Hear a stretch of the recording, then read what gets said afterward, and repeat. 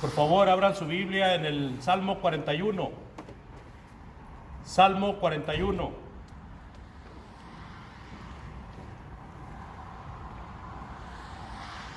Dice el Salmo 41, versículo del 1 en adelante: Bienaventurado el que piensa en el pobre, en el día malo lo librará Jehová. Jehová lo guardará y le dará vida, será bienaventurado en la tierra y no lo entregarás a la voluntad de sus enemigos. Jehová lo sustentará sobre el lecho del dolor, mullirás toda su cama en su enfermedad. Yo dije: Jehová, ten misericordia de mí, sana mi alma, porque contra ti he pecado. Mis enemigos dicen mal de mí, preguntando: ¿cuándo morirá y perecerá su nombre? Y vienen a verme, hablan mentira, su corazón recoge para sí iniquidad, y al salir fuera la divulgan. Reunidos murmuran contra mí todos los que me aborrecen, y contra mí piensan, maldiciendo de mí.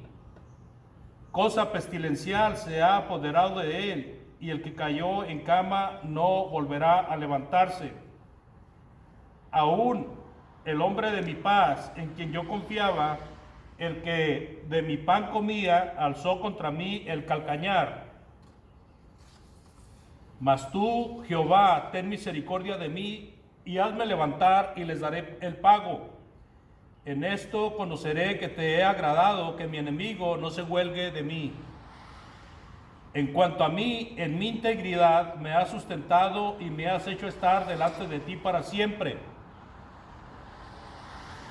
Bendito sea Jehová, el Dios de Israel, por los siglos de los siglos. Amén y amén. Bueno, este es un salmo que es considerado como el último de los salmos del primer libro. Recuerde que los 150 salmos originalmente están divididos en 5 libros. El primer libro es del 1 al 41. El segundo libro del 42 al 72. El tercer libro del 73 al 89. El cuarto libro del 90 al 106. Y el quinto libro de 107 a 150. De esa manera se dividen los libros que están en el libro de los Salmos. Así de que el libro de los Salmos viene a ser una biblioteca de salmos. Y en este último salmo del primer libro encontramos a David. David está encargándole el salmo al director principal de música. Y David está en medio de sufrimiento, pero gozándose por la protección que encuentra en el Padre Celestial. Así de que este salmo lo titulamos Feliz en medio del sufrimiento. Y David menciona al misericordioso en el versículo 1. Dice el versículo 1, releyendo ahí: Bienaventurado el que piensa en el pobre, en el día malo lo librará Jehová. El misericordioso. Sabemos bien que en el mundo hay personas reconocidas por su misericordia, y estos son conocidos en el mundo como filantrópicos. Por ejemplo, Mark Zuckerberg, Bill Gates, Warren Buffett, Larry Ellison, Amancio Ortega, Michael Blumer, Alfred Nobel, etcétera, etcétera. Sin embargo, para Dios, los filantrópicos son aquellos obedientes que miran por los pobres. Dice David que ellos serán bendecidos. Él habla, por ejemplo, de que el misericordioso, el que ve por los pobres, será librado en dificultades de muerte. Será cuidado y fortalecido, será feliz en la tierra, será protegido ante sus enemigos, fortalecido en el dolor y tendrá comodidad en la enfermedad. ¿Cree usted eso? Pues eso es lo que nos dice el salmista. Por ejemplo, cuando hablamos librado en dificultades de muerte, como el versículo 1 nos lo menciona, dice nuevamente el versículo 1, bienaventurado el que piensa en el pobre, en el día malo lo librará Jehová. En Hechos capítulo 12, versículo 11, Hechos 12, 11, dice la palabra de Dios, entonces Pedro, volviendo en sí, dijo, ahora entiendo verdaderamente que el Señor ha enviado su ángel y me ha librado de la mano de Herodes y de todo lo que el pueblo de los judíos esperaba. Aquí vemos el ejemplo de un hombre que fue librado de la cárcel. Dice el apóstol Pedro, me ha librado de la mano de Herodes.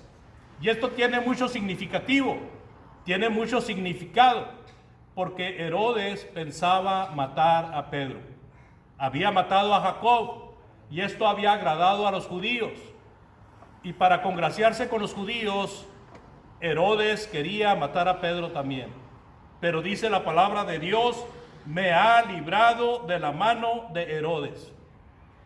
Y también encontramos ahí, en 2 de Samuel 22:3, hablando el propio David, dice, Dios mío, fortaleza mía, en él confiaré, mi escudo y el fuerte de mi salvación, mi alto refugio, Salvador mío, de violencia me libraste. Aquí encontramos una declaración de David que nos hace ver claramente que Dios tiene un cuidado y que una fortaleza da Dios a aquellos que están en peligro, aquellos que están sufriendo. Así de que David puede declarar con toda certidumbre, Dios mío, fortaleza mía. Y también puede decir, de violencia me libraste. Cuando hablamos, amados hermanos, de que el hombre de Dios, el que piensa en los pobres, tiene felicidad en la tierra, es porque recordamos el segundo versículo. Dice, guardará a Jehová y le dará vida y será bienaventurado en la tierra. Esto muchas veces no lo tocamos porque siempre estamos haciendo énfasis de que nosotros debemos de esperar la felicidad que viene en la siguiente vida. Pero déjeme decirle que el que es una persona que se preocupa por los pobres es una persona que aún en la tierra es bendecido. ¿Usted sabe cómo se afana el hombre para sobrevivir? ¿Usted sabe cómo el hombre trabaja, lucha por hacer un patrimonio y cómo lucha por mantener lo mejor posible su casa y tener las comodidades y todas las cosas, especialmente las necesidades suplidas? ¿Usted sabe cómo lucha el hombre? Bueno, esto no es malo, si se hacen dentro del esquema del respeto y el amor a Dios y el amor al prójimo. Dice en Eclesiastés 2, del 23 al 26, por favor. Eclesiastés 2, del 23 al 26. Porque todos sus días no son sino dolores y sus trabajos molestias. Aún de noche su corazón no reposa. Esto también es vanidad, dice el predicador.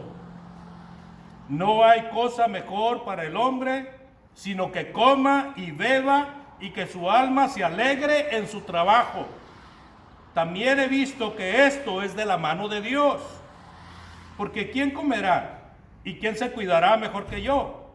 Porque el hombre que le agrada a Dios, Dios le da sabiduría, ciencia y gozo, mas al pecador da el trabajo de recoger y amontonar para darlo al que agrada a Dios. También esto es vanidad y aflicción de espíritu. Note cómo en estos versículos el predicador de Eclesiastés está dando palabras que indican de que el hombre es feliz en la tierra por mano de Dios.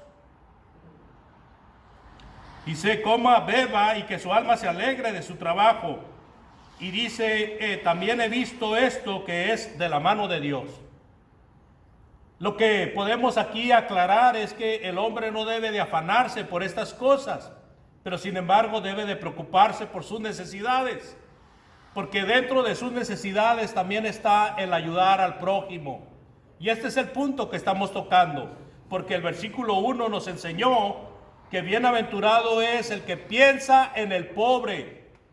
Imagínense que nosotros digamos ser fieles a Dios y que estemos en una condición como aquel rico que despreció al pobre, aquel rico que comía y hacía banquete con esplendidez todos los días, y que Lázaro venía a la puerta de su casa para recibir algo de lo que el rico tenía, pero el rico no le daba nada. Nosotros no tenemos esa actitud, nosotros tenemos la actitud de que Dios nos bendice y nosotros bendecimos a otras personas. Nosotros ayudamos a aquellos que están en necesidad. En estos días, en este problema que estamos viviendo, es un momento muy importante para pensar en los demás. ¿Qué le puedo decir yo a mi semejante? ¿Qué le puedo decir yo a mi prójimo? Bueno, palabras de aliento. Si está en su mano ayudarle en alguna necesidad física, hágalo. Si usted puede tener una comunicación y hablarle de la palabra de Dios, hágalo.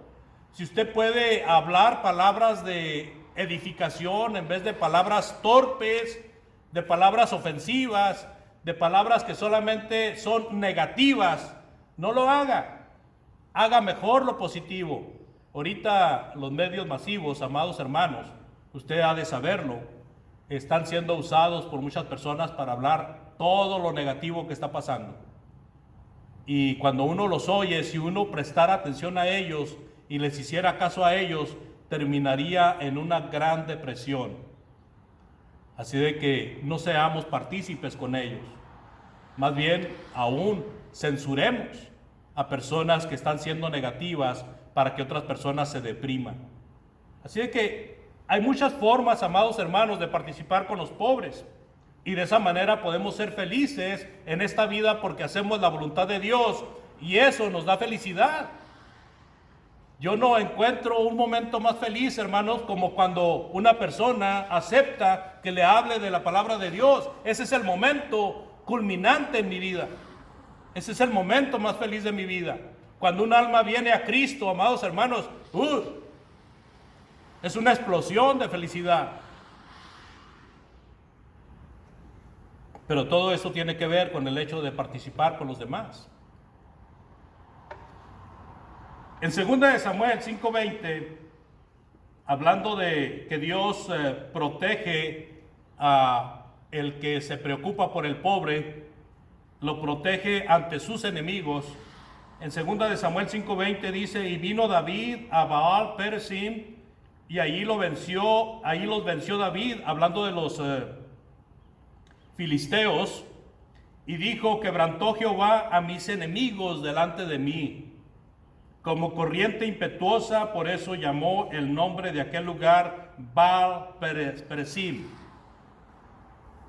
Ahí tenemos a un David dando declaraciones de cómo Dios quebrantó a sus enemigos delante de él, porque David estaba con Dios, David caminaba con Dios. David era un hombre bondadoso, era un hombre misericordioso, era un hombre que veía por los demás, pero tenía muchos enemigos.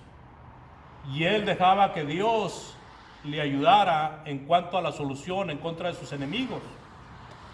Aún este salmo que hemos leído nos enseña todas estas cosas. Protegido ante sus enemigos. Esto es muy importante porque cuando nosotros somos personas que por obediencia a Dios amamos a los pobres y les ayudamos en sus necesidades, seremos protegidos de nuestros enemigos. Muchas veces estamos preocupados porque tenemos una amenaza de que alguien nos quiere hacer daño. Muchas veces encontramos sal tirada en la puerta de nuestra casa, o alguien fue y nos aventó un ave negra muerta allí en el portal de nuestra casa, o alguien nos aventó un papel por ahí, por la rendija de la puerta, diciendo, ten cuidado porque estás en la mira. Imagínense el susto. Pero como tenemos a Dios con nosotros, creo que esto no tiene mayor impacto, porque Dios nos protege del enemigo, hermanos. Dios nos protege. Tú no crees en la brujería, tú no crees en el mal que te puede hacer una persona que te está haciendo algún trabajito para que te vaya mal. No, sí creo, porque Dios habla de la brujería, pero también creo en la protección que Dios tiene para con sus hijos. Dice David: Jehová quebrantó a mis enemigos delante de mí. Así de que tengamos esta conciencia y esta fe. Fortalecidos en el dolor. Por eso hablamos de que el tema nuestro es feliz en medio del sufrimiento, porque hay fortaleza en el dolor cuando caminamos con Dios. Juan 16:21 dice, Juan 16:21, la mujer cuando da a luz tiene dolor porque ha llegado su hora, pero después que ha dado a luz un niño, ya no se acuerda de la angustia por el gozo de que haya nacido un hombre en el mundo. Eso es, hermanos. Este versículo es muy significativo a la forma que podemos darle a nuestro dolor, al giro que podemos darle a nuestro dolor. Estamos sufriendo, estamos enfermos, estamos dolidos, creemos que el mundo se nos viene encima y nos queremos absorber tanto en ese pensamiento que podemos entrar en una depresión profunda. No lo haga, no lo haga. Mejor piense en esto: después del dolor hay gozo. Hay gozo en medio del sufrimiento, porque Dios está contigo. Y si uno tiene temor y si uno tiene falta de fe, cuidado, hay que hacer arreglos con Dios. También habla el versículo 5, fíjense lo que dice el versículo 5, muy interesante. Perdón, el versículo 3, Jehová los sustentará sobre el lecho del dolor. Y luego hay una palabra, dice en la Reina Valera 60, mullirás toda su cama en su enfermedad. Caray, mullirás su cama en su enfermedad. ¿Qué quiere decir esta palabra mullirás? Bueno, yo la busqué en el diccionario, pero no la encontré. Encontré algunos acercamientos. Y a final de cuentas, considerando el contexto, hermanos, me doy cuenta que tiene que ver con todo el esfuerzo que hace la gente para que un enfermo se sienta cómodo. Usted sabe que hay personas en los hospitales muy bien atendidas por estas héroes y estos héroes llamados médicos y enfermeras o enfermeros.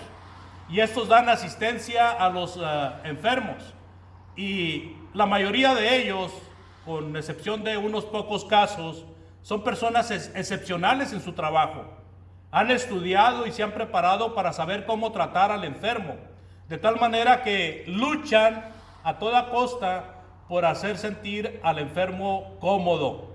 Mullirás toda su cama en su enfermedad. Esto es, hermanos, el apapacho. Esto es las atenciones desmedidas que un enfermo recibe, donde le dicen qué le falta, qué necesita, qué le traigo, quiere que le mueva la cama, quiere que le cambie el ángulo de inclinación, necesita un cómodo para hacer sus necesidades, quiere que le cubra, le pongo otra sábana, le cubro los pies.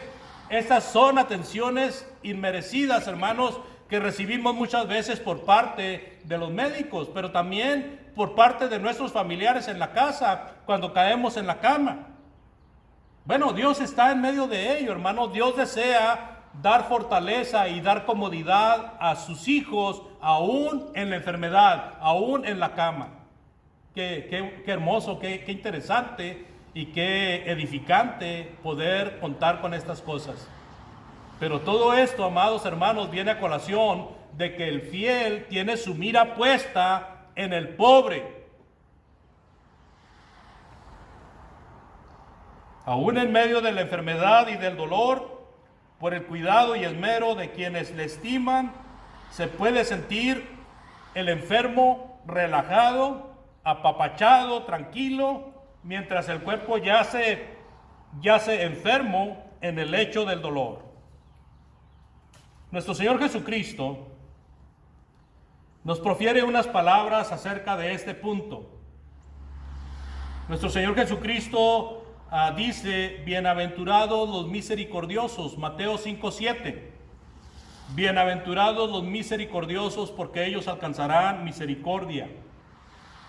Y esta misericordia, hermanos, que el Señor quiere que nosotros tengamos, no solamente es con aquellas personas que amamos, no solamente es con aquellas personas que están cerca de nosotros.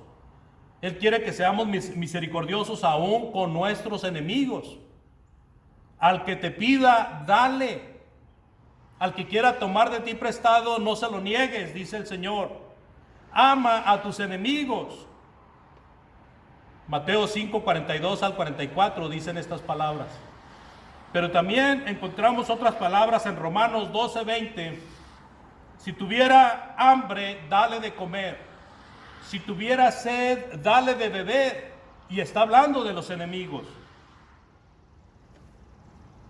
Y el Señor Jesucristo, allá en Mateo capítulo 25, versículo 34 en adelante, cierra con broche de oro el trabajo de aquel que ama al pobre y al necesitado. Dice el Señor Jesucristo: tuve hambre y me diste de comer. Tuve sed y me diste de beber. Estuve desnudo y me cubriste. Estuve enfermo y me visitaste. Estuve en la cárcel y veniste a mí. Y con estas declaraciones del Señor Jesucristo entendemos nosotros el deber del cristiano de estar al pendiente de aquel que necesita, amados. Muchas veces cuando viene alguien necesitado y se para enfrente de nosotros, tenemos la actitud de hacerle gestos o de hacerle el feo, como se dice.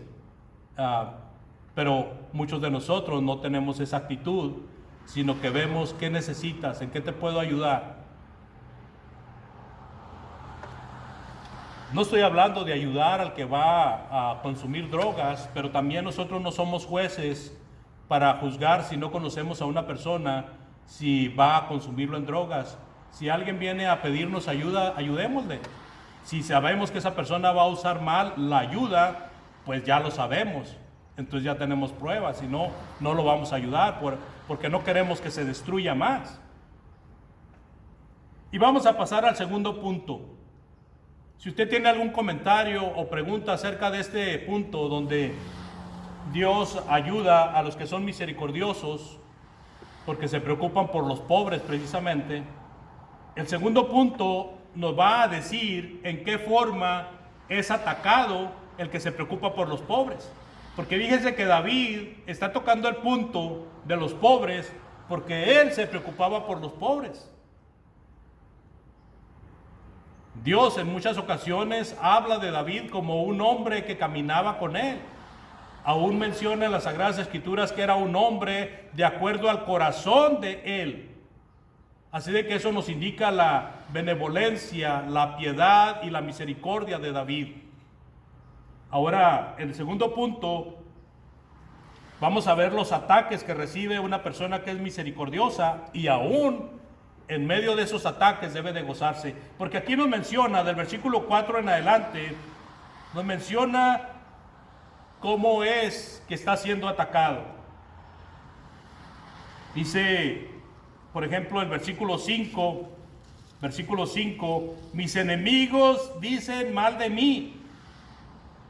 O sea, hablan mal de David. Están haciendo malas informaciones acerca de él. Lo están quemando, por decir otras palabras. Lo están poniendo en mal con otras personas. Y luego dice una pregunta en este mismo versículo: ¿cuándo morirá y perecerá su nombre? Fíjese, ahí viene en esa frase, porque la pregunta es: ¿cuándo morirá y perecerá su nombre? Aquí no están hablando de la muerte de David, simplemente están hablando de la muerte de toda la dinastía de David. El hecho de que muera el nombre de alguien, hermano, se refiere a que ya no existe más el nombre de esa persona. Usted sabe la preocupación que hay en muchas personas porque no pueden continuar con su nombre, y ese es uno de los deseos grandes de la familia, de que el nombre continúe. Y entonces los malos dicen: ¿cuándo morirá y perecerá su nombre? Ahora, este momento, amados, en que hay un ataque por los enemigos, pues es un momento ideal para que el que está siendo atacado medite, reflexione, se ponga a cuentas. Si nosotros nos damos cuenta, ahorita estamos siendo atacados por el mal que está anunciado y que ha hecho un efecto mundial, y que todavía nos quedan días por resistir, primeramente Dios, que podamos salir de ello. Bueno, es un buen momento para meditar, es un buen momento para reflexionar. Dios demanda, si tenemos cuentas pendientes con Dios, Dios demanda la confesión de pecados, y Dios demanda el arrepentimiento, ¿verdad? Y también demanda, si una persona reconoce que necesita a Cristo en su vida, demanda la conversión. Una de las cosas que estaba sufriendo David también es la hipocresía. En el versículo 6, y si vienen a verme, hablan mentira. ¿Sí sabe lo que significa esto? Está David en el lecho del dolor, y de repente alguien va y lo visita y dice: ay, pobrecito David, pudiera ayudarte con algo, quisiera que me tomaras en cuenta para que si necesitas algo me lo hagan saber. Pero su corazón no está diciendo eso, su corazón está diciendo: ojalá y te mueras, ojalá y desaparezcas de la tierra tú y toda tu estirpe. Hipocresía, hermanos. Los enemigos de David proferían hipocresía delante de él. Usted sabe lo que es la hipocresía. La hipocresía es decir algo y sentir completamente lo contrario. La hipocresía es como ponerse una máscara y ocultar el verdadero rostro. Porque cuando somos hipócritas, estamos ocultando la verdad y estamos mintiendo. Eso es lo que estaba pasando con aquellos enemigos de David, que venían y se hacían como que les dolía mucho y que se preocupaban mucho, pero realmente estaban siendo hipócritas. Me recuerda a los amigos de Job, aquellos 3 amigos que vinieron a verlo en medio de su dolor y supuestamente para ayudarle, y lo que estaban haciendo es destruirlo o tratando de destruirlo más. También en el versículo 6, en la segunda parte, versículo 6 dice: su corazón recoge para sí iniquidad y al salir fuera la divulgan. Estaba sufriendo por causa del chisme. David, amados hermanos, estaba sufriendo por causa del chisme. Personas iban a visitarlo solamente para recopilar información de él, y luego, ya que salían de su casa, iban y la murmuraban con otras personas, iban y se la contaban a otras personas, de una manera maliciosa, de una manera para reírse, quizás para hacer chistes de él. También habla en el versículo 7, por favor, en la primera parte, dice: reunidos murmuran contra mí todos los que me aborrecen. La murmuración, hermanos. La murmuración es aquella plática que se tiene porque se desconoce a alguien, pero no se le dice a él, sino que se murmura con otras personas. No se le dice a ella: oye, pues tú estás mal en esto, deberías de corregirte. No, mejor se le dice a otras personas. La murmuración. El versículo 8 también habla del juicio que hacían contra David. Versículo 8, fíjese lo que decían de David: cosa pestilencial se ha apoderado de él, y el que cayó en cama no volverá a levantarse. ¿Qué decían de David estos hombres, estas personas? Cosa pestilencial se ha apoderado de él. ¿Sabe qué significa esto? Ellos estaban atribuyendo su enfermedad a pecados de David. Ellos estaban diagnosticando que David estaba malo por castigo de Dios. Eso es lo que se refiere el versículo, hermanos. Cosa pestilencial se refiere a que estás mal porque hiciste mal y estás de acuerdo con el mal y por eso estás recibiendo este castigo.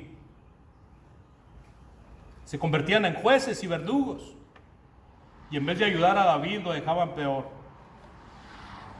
Pero fíjense que todo lo que sufrió David era soportable si se tenía una fuerza de fe. Pero lo insoportable, hermanos, es cuando David recibe la traición. Dice la palabra de Dios en el versículo 9, fíjese el versículo 9, por favor. Aún el hombre de mi paz, en quien yo confiaba, el que de mi pan comía, alzó contra mí el calcañar. En otras palabras, la persona de mi confianza se levantó en contra de mí, me traicionó. ¿Qué quiere decir esto? Bueno, hay dos casos en la vida de David, amados hermanos, donde recibe alta traición. Y una de ellas es por medio de Agitofel. Agitofel era el consejero de David, era un funcionario principal de David. David lo consideraba como su mano derecha. Sin embargo, se alió a Absalón en contra de David. Ustedes recuerdan que uno de los dolores y los grandes males de David en su vida fue la persecución que recibió de su propio hijo Absalón. Bueno, Agitofel se alió con Absalón en contra de David. Pero también encontramos, hermanos, a otro posible del cual David puede estar haciendo referencia en este versículo 9. Dice Joab pudo haber sido el hombre que traicionó a David. Era muy cercano a David. Él ayudó en muchas batallas, estuvo al frente de muchas batallas. Era un mano derecha de David en el ejército. Sin embargo, Joab se alió con Adonías en contra